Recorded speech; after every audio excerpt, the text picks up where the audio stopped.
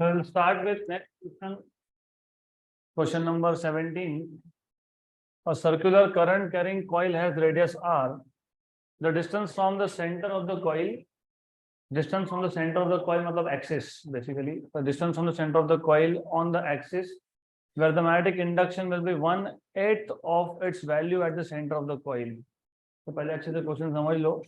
हमारे पास एक current carrying circular coil है जिसका रेडियस आपको दिया है यार. Distance from the centre of the coil, centre से कितना डिस्टेंस, मतलब एक्सिस पे कितना distance. Distance from the centre of the coil where the magnetic induction is 1/8. तो magnetic induction is 1/8 of its value at the centre. तो दिया क्या है पहले उसको आइडेंटिफाई करना पड़ेगा. You are suppose to identify what they are trying to tell you. They are just telling you one simple thing. So according to the given question, they are telling you magnetic field along the axis is 1/8 of magnetic field at the center. तो अगर आपने पहले ये समझ लिया तो question easy है. तो you can now write down magnetic induction at the center to that of at the axis equal to A. लेकिन कल ये मैंने फॉर्मूला आपको डिराइव करके दिया था. क्या था? 1 plus x by r whole square raised to 3/2 equal to आ जाएगा a. Because BC upon BA is 1 plus x by r square whole raised to 3/2. ये 8 है, यहाँ पे क्यूब है. टेकिंग क्यूब रूट अगर आप क्यूब रूट लेते हो तो you will get 1 plus x by r square cube और उसका क्यूब रूट गया 1/2 और 8 का क्यूब रूट होता है 2. Now squaring on both sides.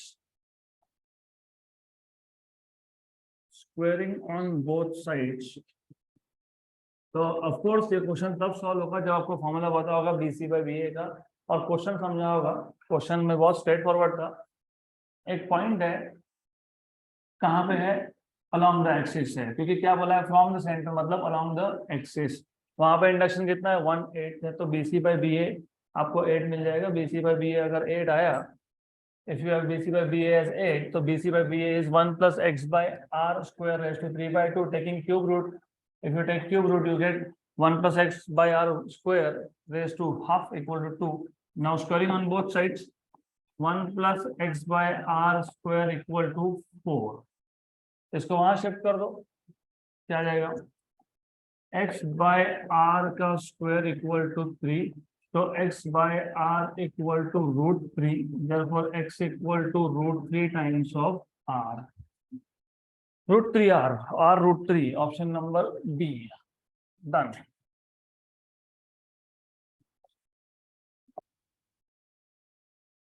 Question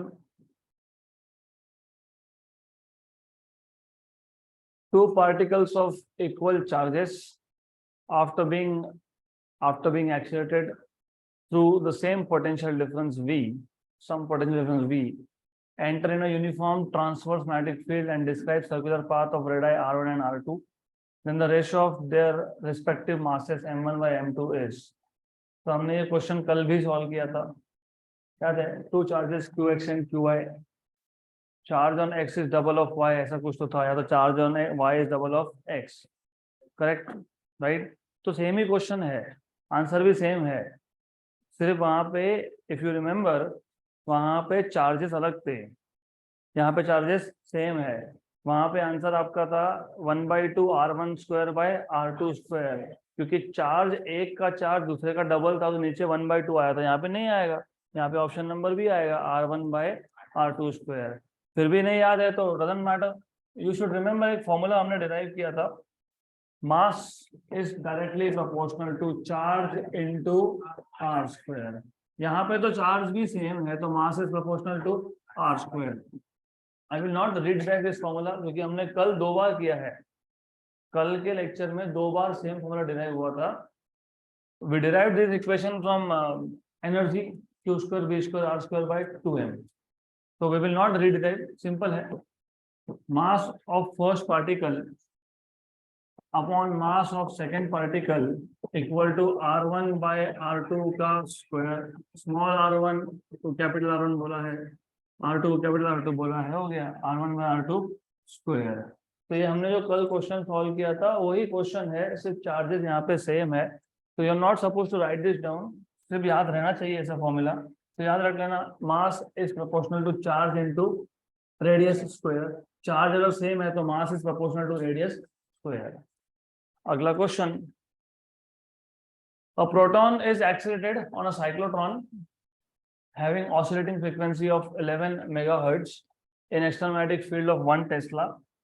एक प्रोटॉन को हम एक्सलेट कर रहे हैं, we are accelerating the proton using a frequency of 11 megahertz in external magnetic field of 1 Tesla.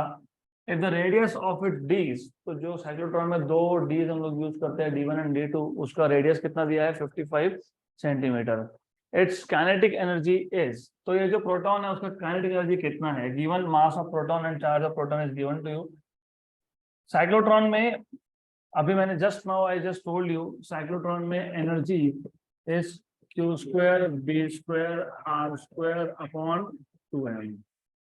You have been given charge, charge बताया है 1.6 × 10⁻⁹, b भी बताया है 1, r भी दिया है 55, मास भी दिया है। तो सिर्फ क्या करना है, सब्स्टिट्यूशन करना है। लेकिन even when you are substituting you have to be little smart. ये ना, ये जूल में होता है, किसमें होता है, ये जूल में होता है। और आपको पता होना चाहिए 1 इलेक्ट्रॉन वोल्ट इज 1.6 × 10⁻⁹ जूल। मतलब 1 जूल इज 1/1.6 × 10⁻⁹ इलेक्ट्रॉन वोल्ट। लेकिन ये अल्टीमेटली है कौन, E की वैल्यू है, ये क्या है, ये E की वैल्यू है। तो 1 जूल से EV में जाने के लिए सिंपल है, डिवाइड बाई E, सिंपल। तो यहाँ पे भी डिवाइड बाई E कर लेना, क्यों, ऊपर क्या है, चार्ज का स्क्वायर। चार्ज कौन सा है, प्रोटॉन। किसको एक्सलेट करवा रहे थे आप, प्रोटॉन को। तो चार्ज ऑन प्रोटॉन कितना होता है, E। तो ये Q के यहाँ पे क्या लिखोगे, E, तो ऊपर क्या आएगा, E स्क्वायर। और जूल से EV में जाने के लिए डिनोमिनेटर में क्या आएगा, 1E, तो 1E और 1E हो जाएगा कैंसल, तो आपके कैलकुलेशन होंगे कम। तो अगर आपको कैलकुलेशंस को रिड्यूस करना है तो this is what you can use. Now Q is E, तो E square B square R square upon 2m। ये जूल था, ये जूल से EV में आने के लिए ये और एक E आया और एक किसमें आ गया, EV में आ गया।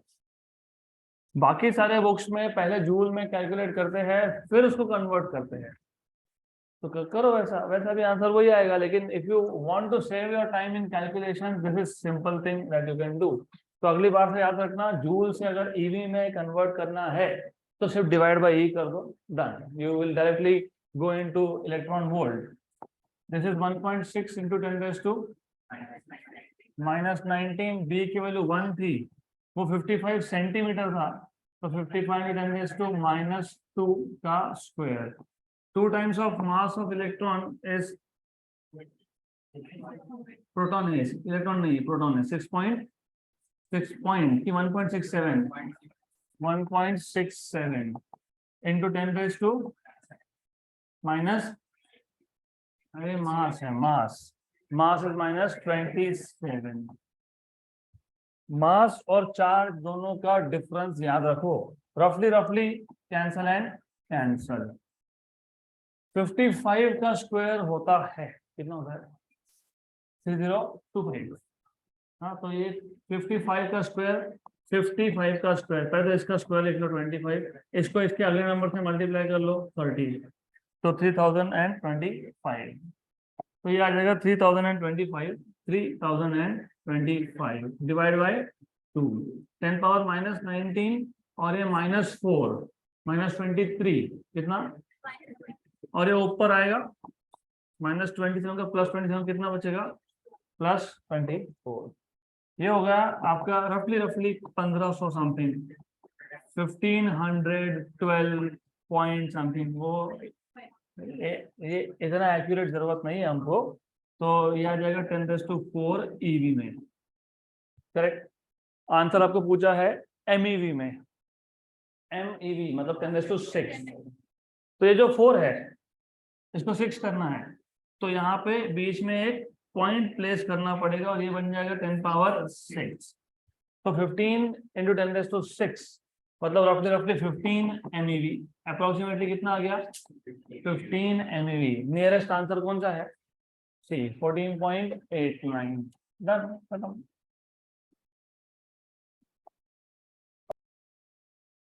तो अप्रोक्सीमेशन करना सीख लो, और 1 जूल से ईवी में जाना है तो divide by E, done, this is what you are suppose to do.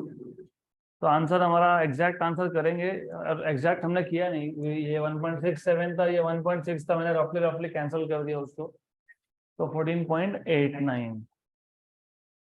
Next question, a long straight wire in the horizontal plane, so this plane is horizontal plane, और directions कभी भी horizontal plane में होते हैं, east west north south, they are always in horizontal plane। कौन सा plane है ये? हॉरिजॉन्टल, जिस पे आप लोग चलते हो, दैट इज हॉरिजॉन्टल प्लेन।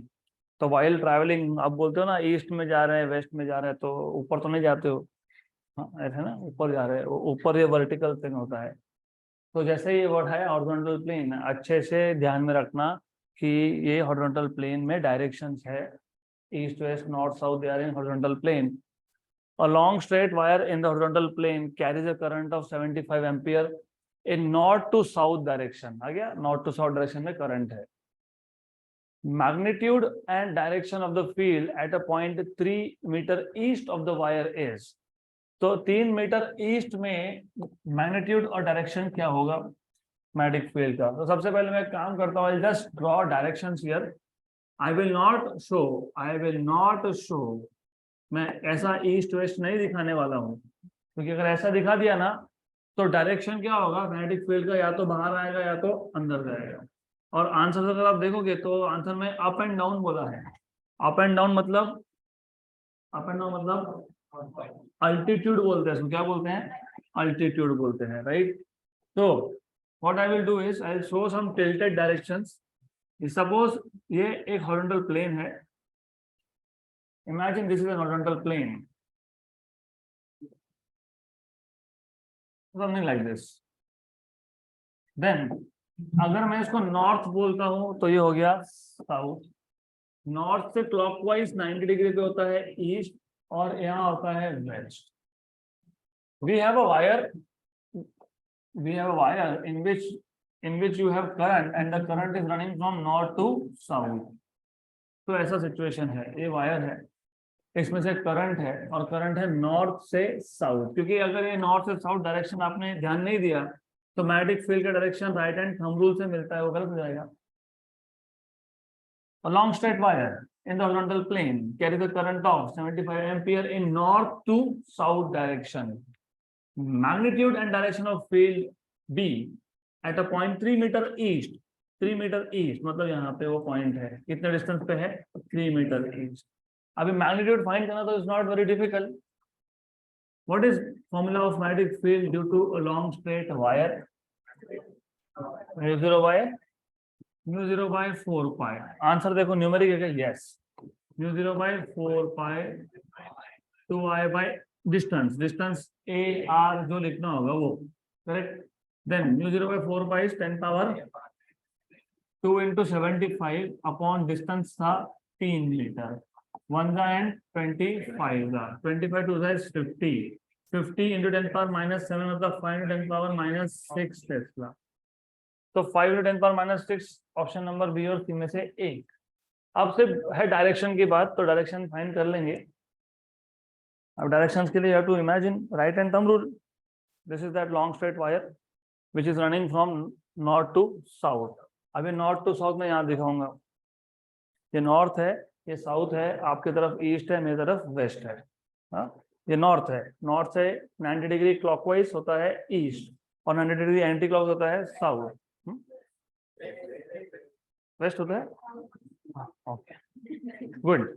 तो current is going from north to south. North to, आपको वो जो पॉइंट दिया था वो ईस्ट में दिया था, राइट। और अगर वेस्ट में दिया होता और ईस्ट में दिया होता तो डायरेक्शन चेंज हो जाता है।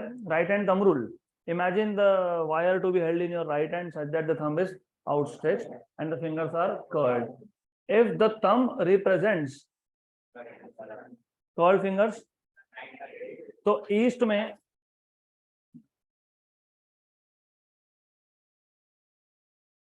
जस्ट अ मिनट, एक मिनट रुक जाओ। always pay attention at the directions. Right hand thumb rule important है, मैंने पहले ही बताया था। अगर ये पॉइंट ईस्ट में है तो फिंगर्स आर पॉइंटिंग अप, अगर ये पॉइंट वेस्ट में दिया होता तो fingers will be pointing down. Fingers pointing down मतलब फिंगर्स पॉइंटिंग डाउन मतलब direction will be vertically downward. Finger pointing up मतलब अपवर्ड। तो ये फील्ड अप होगा कि डाउन होगा?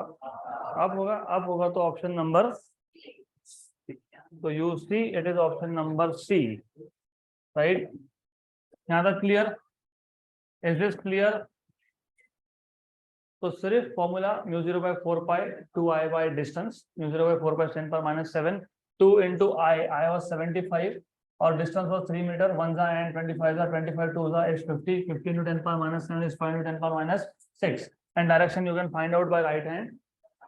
तो ये डायरेक्शन होगा अप, तो it is pointing up. Up मतलब along z axis, done, something like this, ऐसा डायरेक्शन आएगा उसका।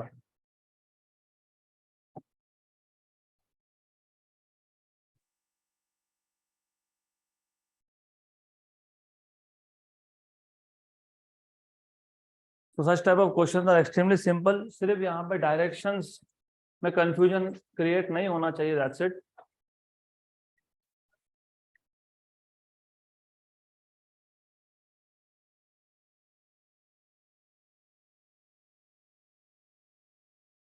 नेक्स्ट क्वेश्चन, इस क्वेश्चन में सॉल्व करने जैसा कुछ नहीं था। इस क्वेश्चन को सॉल्व करने के लिए आपको लिखने की भी जरूरत नहीं थी। म्यू 0/4 पाई 10⁻⁷ होता है। करंट है 75, 2 into 75 150, नीचे है 3, 150/3 होता है 50, तो 50 into 10 पर -7 मतलब 5 into 10 पर -6। गुड, डायरेक्शंस तो आपको समझ में आ ही गए होंगे राइट हैंड थंब रूल से। Next question, the magnitude of torque experienced by a square coil of side 12 centimeter which consists of 12 turns and carries a current 10 ampere suspended vertically and the normal to the plane of the coil, normal to the plane of coil makes an angle of 30 degree with the direction of uniform magnetic field of magnitude 0.9 Tesla। magnitude of torque पूछा है आपको। You are being asked what is torque। Torque acting on a current carrying coil in an external magnetic field। इसके हमने दो cases देखे थे। एक case था when the magnetic field was in the plane of the coil, ऐसा था। इस केस में बहुत स्ट्रेट फॉरवर्ड है। इस केस में कॉइल के प्लेन को परपेंडिकुलर ड्रॉ करोगे तो वो मैग्नेटिक फील्ड के साथ 90 डिग्री एंगल बनाता है, करेक्ट। इस केस में टॉर्क था NIAB, याद है। और एक केस ऐसा था जिसमें magnetic field is not in the plane of loop, right. तो it makes some angle with respect to normal drawn to the loop. तो जब आप नॉर्मल ड्रॉ करोगे टू द लूप तो एंगल 90 नहीं होता है, there is some angle theta, और ये थीटा की वैल्यू दी है, कितनी दी है। इस केस में टॉर्क का फॉर्मूला हमने डिराइव किया था NIAB sin थीटा। तो दैट्स इट, उतना ही है। हमको पता होना चाहिए कि हमने टॉर्क का कौन सा फॉर्मूला डिराइव किया है, NIAB sin theta. Number of turns है 25। करंट दिया है, आपको पता है करंट 10 एम्पियर। 10 एम्पियर ए, ये 12 सेंटीमीटर साइड है और कॉइल कौन सा है, स्क्वायर है। तो एरिया कैसे होता है, साइड स्क्वायर होता है, करेक्ट। तो area will be side square, area will be side square मतलब 12 into 10⁻² का स्क्वायर। सेंटीमीटर को मीटर में कन्वर्ट करने के लिए 10⁻²। इंटू मैग्नेटिक फील्ड की वैल्यू कितनी दी हुई है, 0.9 टेस्ला, 0.9 टेस्ला, और एंगल कितना दिया हुआ है 30 डिग्री, sin 30। तो 25 into 10 into 144 into 10⁻⁻4 into 9 into 10⁻⁻1 into half। Good. Then यहाँ पे how will you do calculation, simple thing, ध्यान दो यहाँ पे। अब 10⁻⁻, माइनस, ये कैंसिल कर दो ना, बेटर कैंसिल दिस आउट। कितना बचा? 10 रेज टू 1 जा 72 जा 25 9 जा is 225 into 72, correct? Look at the answers. तो आंसर क्या आ रहा है हमारा? 1.6 1.2 1.4 1.8 आएगा, और बराबर से आएगा। सिर्फ 225 इंटू 72 करते आना चाहिए। What is 225 into 72?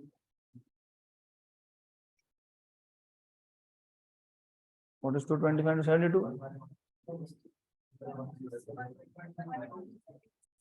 नहीं, 1 पॉइंट पूरा सॉल्व करने के बाद 1.6। चलो ठीक है, let's hope you are saying correct. 225 into 72, 225 into 72, हाँ whatever it is, जितना भी आएगा, I don't know कितना आएगा, कितना आएगा, कितना आ रहा है? 16200, तो यार है 16200, 200 इंटू 10⁻⁴, 10⁻⁴ को यहाँ से अगर हटा देते हैं तो आएगा 1.62 न्यूटन मीटर, क्योंकि क्या फाइंड कर रहे हो आप? टॉर्क। टॉर्क होता है फोर्स इंटू डिस्टेंस, तो न्यूटन मीटर। ऑप्शन नंबर ए।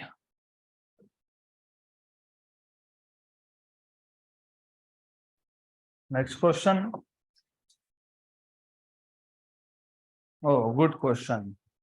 क्वेश्चन को अच्छे से पढ़ लेना। एन एलिमेंट, एलिमेंट मतलब बायोट सावर्ट लॉ, तो straight forward Biot Savart law applicable है यहाँ पे।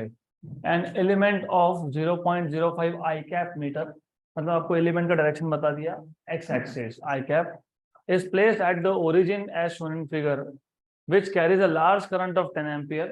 So this is the element, they have already shown you element, इसमें से large current pass हो रहा है। The magnetic field at a distance of 1 meter in a perpendicular direction, तो ये भी बता दिया आपको कि यहाँ पे P पॉइंट है, उसका डिस्टेंस कितना है? 1 मीटर। यहाँ पे मैग्नेटिक फील्ड कितना होगा? Extremely simple. तो अगर आपको बायोट सावर्ट लॉ याद है, हमारे पास एक वायर था, आर्बिट्ररी शेप का वायर था। इस वायर को हमने अज्यूम किया था to be made up of large number of elements.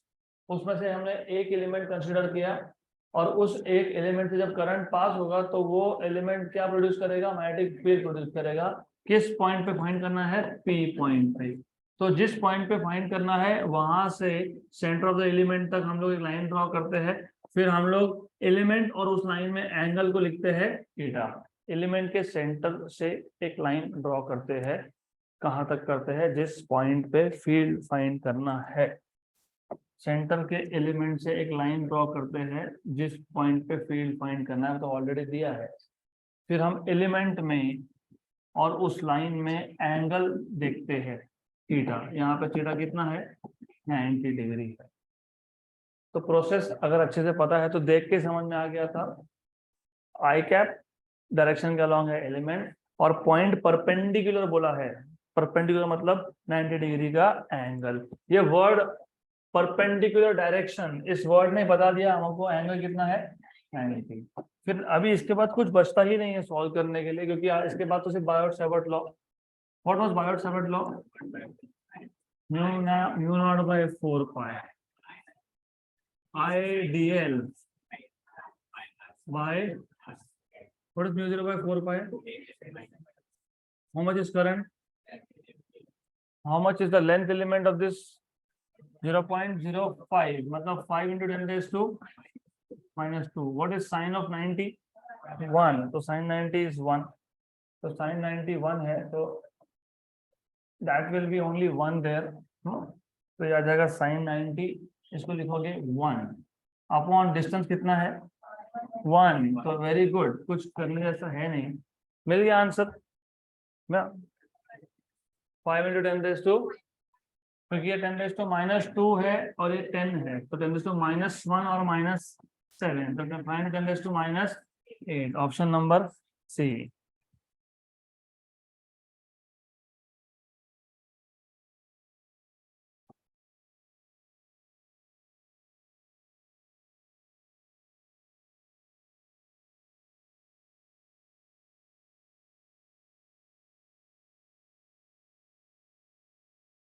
So as you can see, इस चैप्टर के क्वेश्चन एक्सट्रीमली सिंपल है, प्रोवाइडेड यू रिमेम्बर फॉर्मूलाज। तो फॉर्मूला सब याद रहने चाहिए। एलिमेंट बोल दिया मतलब बायोट-सैवर्ट लॉ डायरेक्टली अप्लाई करना है आपको।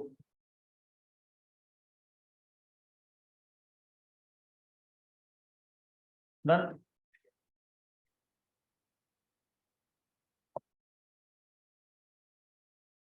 नेक्स्ट क्वेश्चन बाकी था क्या? No, this is a good question. A uniform conducting wire of length 18A and resistance R is wound up as current carrying coil in the shape of regular hexagon of sides A. अब तक हम long straight wire को circular turns दे रहे थे। वो question solve किया ना हमने, B2 = n² B1। तो हमारे पास एक लॉन्ग स्ट्रेट वायर था, उसको हमने सर्कुलर कॉइल बना दिया था। वो सारे क्वेश्चंस हो गए। अब हमारे पास एक लॉन्ग स्ट्रेट वायर है, उसको हम कॉइल तो बना रहे हैं लेकिन not circular but in the shape of hexagon. आगे बोला है if the coil is connected to voltage source V0, इस कॉइल को अगर मैं एक वोल्टेज सोर्स कनेक्ट करता हूं, तो वोल्टेज सोर्स कनेक्ट करना मतलब करंट सर्कुलेट करना। It will start circulating current through the coil.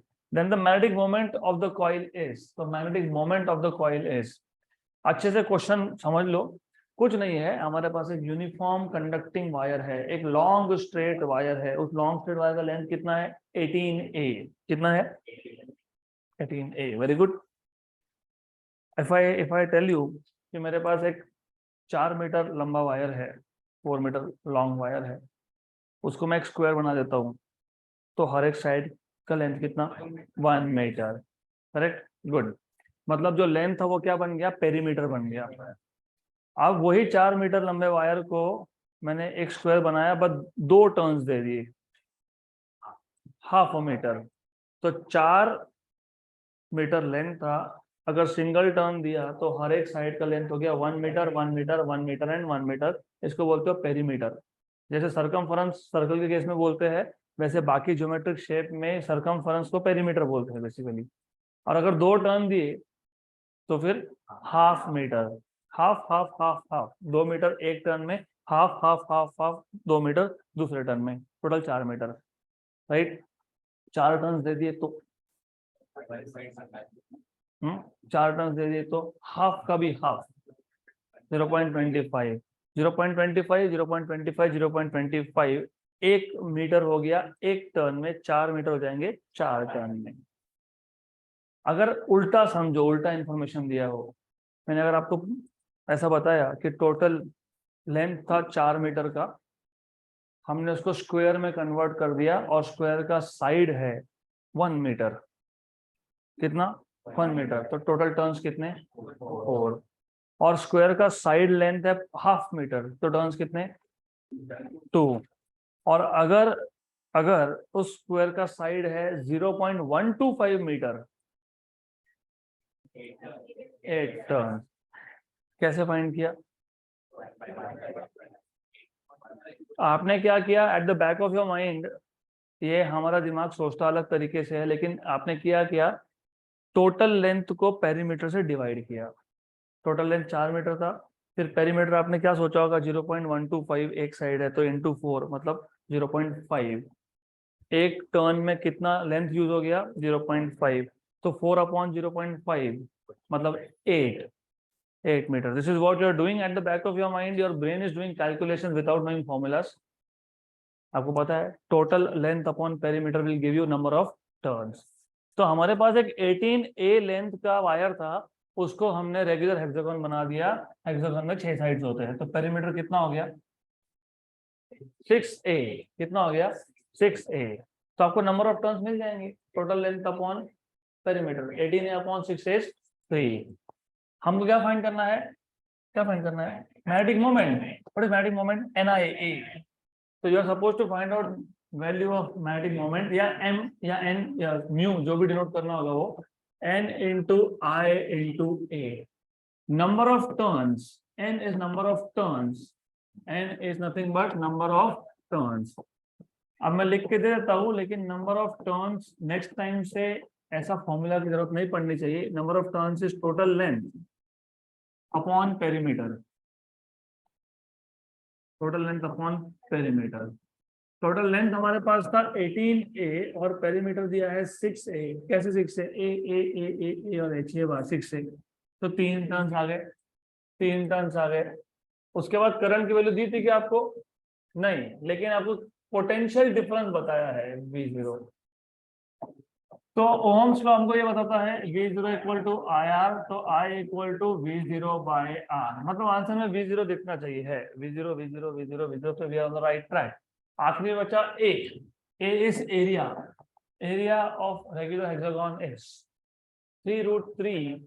3√3 a square by 2, 3√3/2 into side square.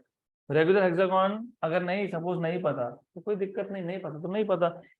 कितने ट्राइंगल है इसके अंदर? 6 है, 4 मत बोलना, 6 है। वो ऐसा है, ऐसा 1 2 3 4 5 6, फिर एक का निकाल लो, मल्टीप्लाई बाय 6 कर लो, मिल जाएगा। अगर आपको हेक्सागोन का एरिया ही चाहिए, या तो हेक्सागोन के एरिया का फॉर्मूला पता होना चाहिए, जैसे एरिया ऑफ ट्रेपेजियम का पता होना चाहिए। क्या होता है? Half sum of parallel sides into height. वैसे ही रेगुलर हेक्सागोन में सारे साइड्स का लेंथ सेम होता है। इसका रेगुलर हेक्सागोन का एरिया होता है 3√3/2 इंटू साइड स्क्वायर। साइड कितना है? स्मॉल a, तो एरिया कितना होगा? 3√3a square, 3√3/2 a square. तो ये स्टैंडर्ड फॉर्मूला है। सपोज आपको स्टैंडर्ड फॉर्मूला याद नहीं है तो डजेंट मैटर रियली। ये 6 ट्राइंगल है ना, उसमें से एक एंगल भी दिया है, एक साइड दिया है a, एक साइड दिया है a, तो ये इसका हाफ हो जाएगा a/2। फिर आपको पता है क्या करना है, आपको बेस पता है, हाइट फाइंड कर लो।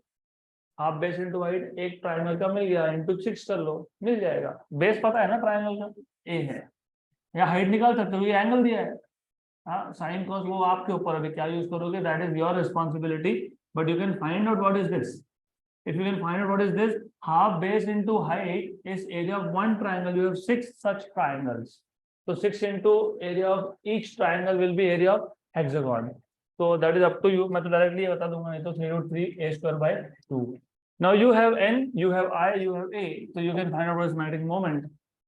The magnetic moment mu is NIA, NIA।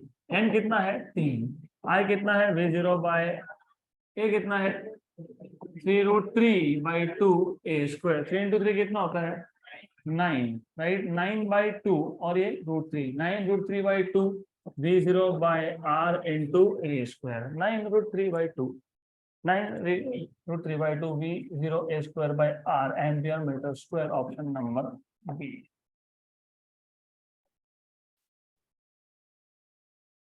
Next question.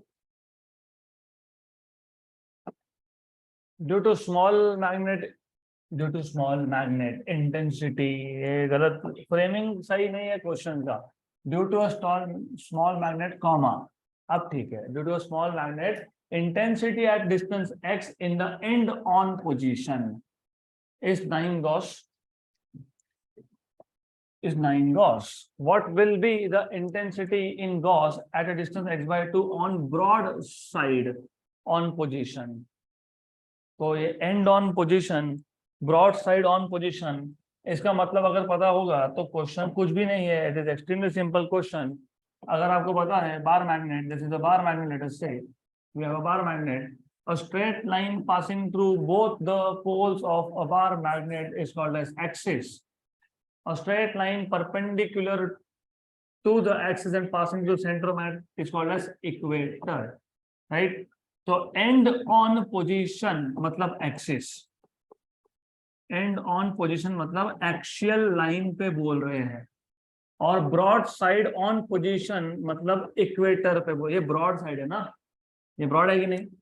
तो broadside on position, broadside on position मतलब कौन?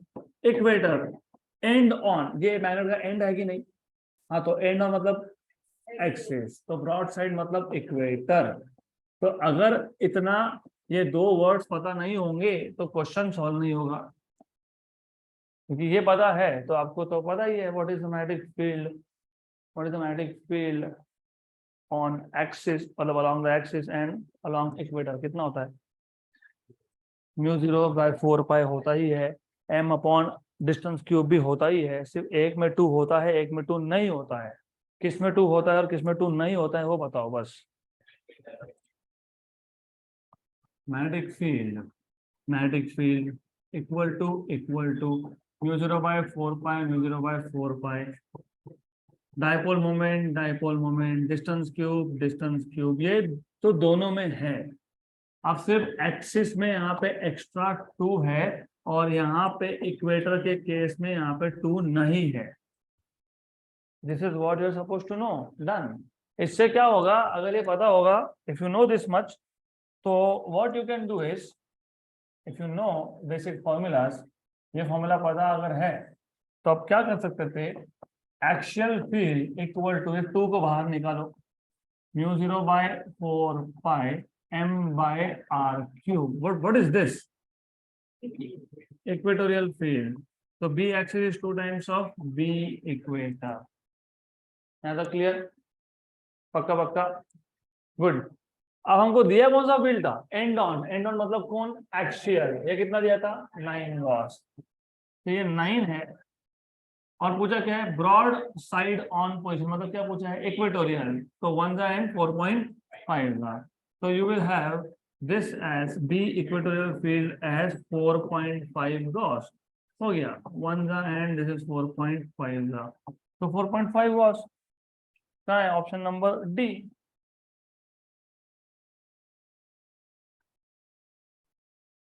तो अगर ऐसा क्वेश्चन सॉल्व किया आपने तो you will get negative mark if you are giving JEE or NEET। if you are giving CET you get 0 mark। ऐसा क्यों? डिस्टेंस हाफ, वहां पे x डिस्टेंस था, यहाँ पे x/2 डिस्टेंस है, तो जानबूझ के 4.5 आपको दिया है। अब चेंज क्या होगा? ज्यादा चेंज होगा नहीं, you will not see a lot of changes here. थोड़ा थोड़ा चेंज है। एक्सिस पे डिस्टेंस कितना दिया हुआ है? x। तो ये क्या होगा? दिस विल बी x³ और वहां पे कितना है? x/2। तो यहाँ पे आएगा x/2 का क्यूब, मतलब x³/8। करेक्ट? तो ये ऐसा आने वाला है क्योंकि ये x/2 होने की वजह से, रिमेम्बर ये x/2 होने की वजह से प्रॉब्लम हुआ, नहीं तो आंसर करेक्ट होता अगर डिस्टेंस भी सेम होते तो। यहाँ तक क्लियर? अब ये जो है ये x/x³/8। तो एक काम करता हूँ ना, मैं इसको अलग से लिख लेता हूँ, इसको ऐसा लिख लेते हैं, फिर देखते हैं बाद में। दोनों को डिवाइड कर लेते हैं, डिवाइड कर लो दोनों को, divide these two. What you will get is B axis upon B equator. Divide करोगे तो μ0/4 कैंसल, mm कैंसल, ऊपर कौन बचा? 2। यहाँ कौन आया? x/2 क्यूब, बराबर। हाँ, और इसका x³ कौन लिखेगा? मैं वही बोल रहा हूँ, कैलकुलेशंस के टाइम पे ना, if you are making mistakes gone. ये तो कैंसिल हो गया, μ0/4 कैंसिल हो गया, mm कैंसिल हो गया, ऊपर कौन आया? 2x³। तो ये नीचे क्या है? x/2 का क्यूब, ये 2 है ना तो ऊपर अपॉन x³, बराबर। ये भी गलती है, this is not correct. Why not? ये डिनोमिनेटर में है ना। हाँ, तो ये डिनोमिनेटर में ऐसा लिखना पड़ेगा। वो अभी सही है क्या? पक्का? श्योर? हाँ, तो अभी ये बताओ, ये आपका आ जाएगा x³/8, मतलब हाँ 8/x³ कैंसल, और तो 1 and होगा। तो axial field upon equatorial field कितना आया? पक्का 1/4 की 4/1? 1/4 आया। हमको क्या पूछा था? Equatorial field. तो ये क्या आएगा? B times of 4 times of axial field. ये कितना है? व्हाट इज 4 9 का? तो आंसर 4.5 की 36 है, 36 डन।